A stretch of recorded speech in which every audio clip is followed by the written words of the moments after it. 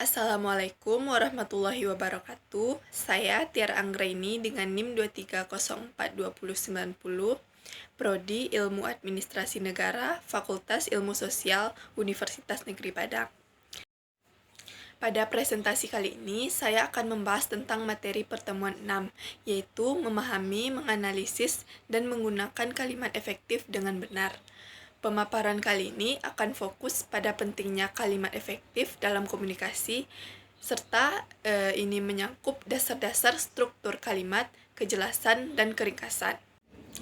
Apa itu kalimat efektif? Kalimat efektif adalah kalimat yang mampu menyampaikan gagasan dengan jelas, tepat, dan logis. Kalimat efektif memiliki struktur yang baik, menggunakan kata-kata yang tepat, dan bebas dari kesalahan tata bahasa. Kalimat efektif yang mudah dipahami oleh pembaca atau pendengar. Lalu, bagaimanakah struktur kalimat efektif?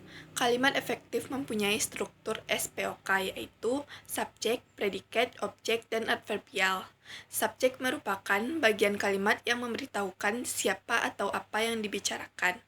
Predikat adalah bagian kalimat yang memberitahukan apa yang dilakukan atau dimiliki subjek. Objek adalah bagian kalimat yang melengkapi predikat. Adverbial adalah bagian kalimat yang memberikan informasi tambahan mengenai subjek, predikat, atau objek. Kejelasan kalimat efektif. Kalimat yang efektif harus jelas dan mudah dipahami.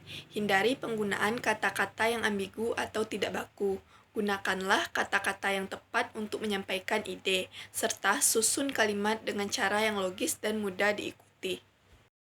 Kecermatan kalimat efektif. Kalimat yang efektif harus bebas dari kesalahan tata bahasa. Perhatikan penggunaan ejaan, tanda baca, dan struktur kalimat. Pastikan kalimat bebas dari ambiguitas dan Contoh kalimat tidak efektif dan kalimat efektif.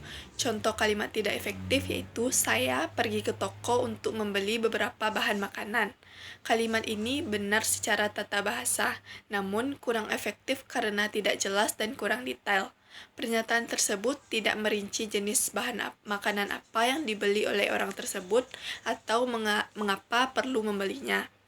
Yang kedua, kalimat efektif. Saya pergi ke toko kelontong untuk membeli buah-buahan, sayuran, dan roti untuk makan malam keluarga saya.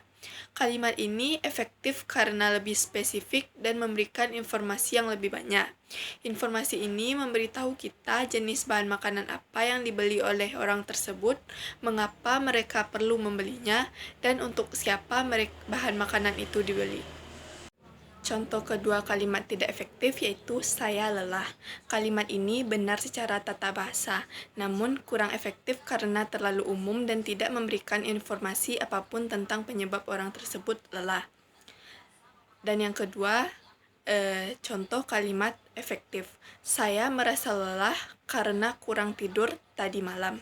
Kalimat ini lebih efektif karena lebih spesifik dan memberikan informasi lebih banyak tentang penyebab orang tersebut lelah.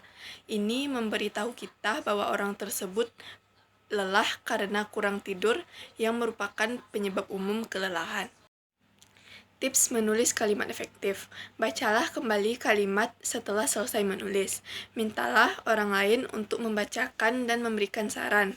Gunakan kamus dan buku tata bahasa untuk membantu memilih kata-kata dan menyusun kalimat yang tepat. Kalimat yang efektif merupakan alat penting untuk komunikasi yang efektif. Dengan menggunakan kalimat yang efektif, dapat menyampaikan gagasan dengan jelas, tepat, dan logis. Berlatihlah menggunakan kalimat efektif dalam menulis dan berbicara sehari-hari.